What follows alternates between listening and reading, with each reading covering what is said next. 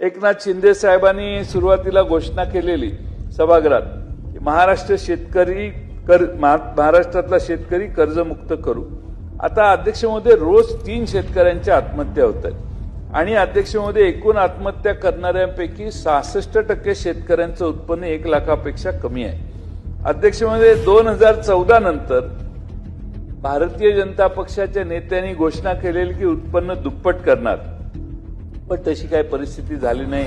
आपण जाणकार आहात, आपल्या पंढरपूरच्या मंगळवेढ्यात कुणाचं उत्पन्न दुप्पट झालंय हे अजून तुम्ही तुमच्या पीएला कळवा आणि एक नाव मागवा, कुणाचंही नाव येणार नाही, कारण खर्चच एवढा वाढत गेलेला आहे की खर्च वाढतोय आणि उत्पन्न आपलं 1 पटाचं 1.25 पट 1.5 पट पर्यंत कदाचित गेलो असू।